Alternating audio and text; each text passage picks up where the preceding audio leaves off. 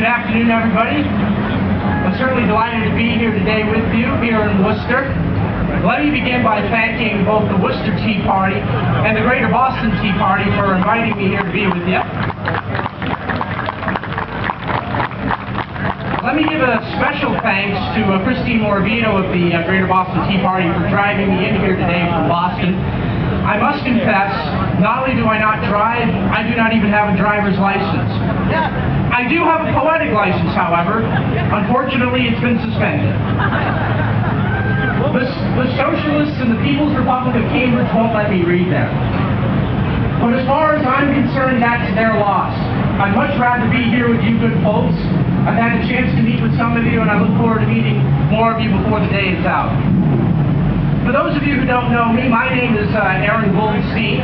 I am a contributor to the American Spectator, which can be found at spectator.org. I write a weekly column, and I participate almost daily on the Spectacle blog. I've also brought along print issues of the American Spectator, which you can find at the Greater Boston Tea Party table. Please feel free to take one. I don't want to have to take all of them back with me. Now, I've written about many things over the past several years. The Tea Party is no exception, and I've admired the Tea Party greatly from afar. And if I have to say anything about the Tea Party, I think it's one of the most unique political and social movements in American history. And I think what makes the Tea Party so unique is that while most political and social movements ask more and want more of government, the Tea Party asks and wants less of government. But I think it's this very uniqueness which makes the Tea Party so maligned and misunderstood. And when liberals and so-called progressives malign and misunderstand something, they call it racist.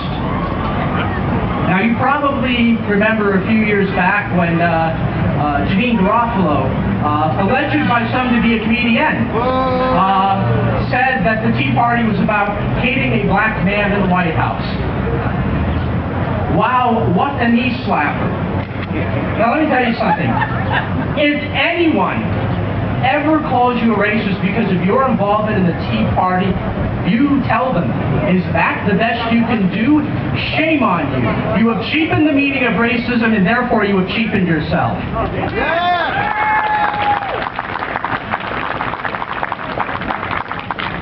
That is but one way to turn the tide. Speaking of someone who turned the tide, I would be remiss if I didn't mention Andrew Breitbart.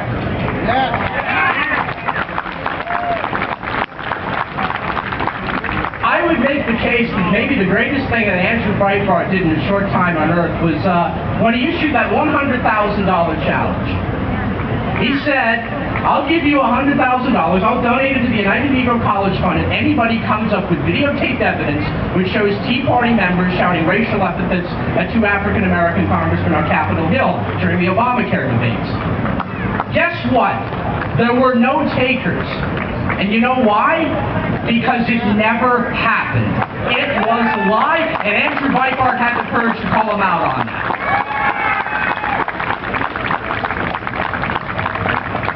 Or let me put it to you another way.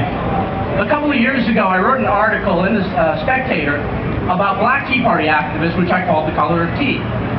One of the people I interviewed for that article was a fellow named Kevin Jackson, who's a Tea Party activist in St. Louis. He's spoken at Tea Party rallies all over the country. And he told me, not only had he never experienced racism of any kind at all the Tea Party events he attended, but he told me that he'd have white middle-aged guys ask him to go fishing with him, they'd invite him into their homes for dinner, and they'd ask him to marry their daughters.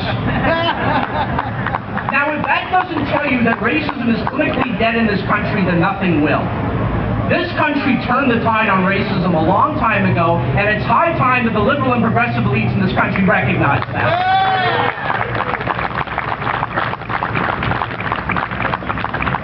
Unfortunately, facts seldom deter liberals and progressives. But when they can't call the Tea Party racist, they shift the narrative. They accuse the Tea Party of fomenting violence. Thomas Friedman of the New York Times compared the Tea Party to Hezbollah. Chris Matthews of MSNBC compared the Tea Party to Wahhabis in Saudi Arabia. And, of course, last summer, Vice President Biden said that the Tea Party acted like terrorists. How dare they?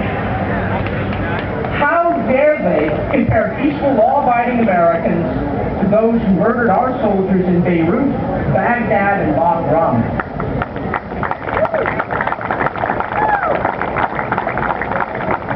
And how dare they compare peaceful, law-abiding Americans to those who murdered innocent civilians in New York, Washington, D.C., and Shanksville, Pennsylvania?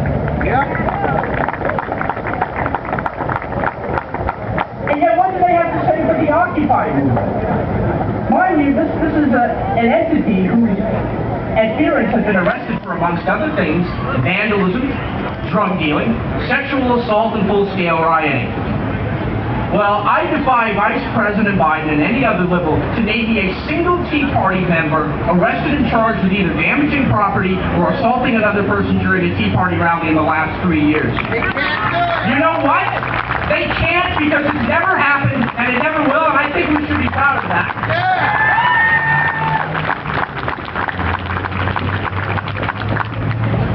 So we're not racist and we're not terrorists. Then what? Well, they call us fakes, phonies, or as Nancy Pelosi so inelegantly put it, astroturf. But yet, liberals and progressives simply can't fathom that anyone actually believes the government should live within its means. The federal government has grown out of control and there is no signs of stopping. Do you realize it has now been 1,083 days since the Senate passed a budget? Now, I have a theory as to why this is. Here's what I think Harry Reid and his pals are up to. See what you think of this theory. Each day that they don't pass a budget represents a page in the Obamacare bill. If they have their way, this means we've got about another 1,617 days before the Senate passes the budget, which would take us, by my calculations, to September 2016. And yet President Obama calls House Republicans obstructionists. Well, if House Republicans are obstructionists, then Senate Democrats are the immovable object.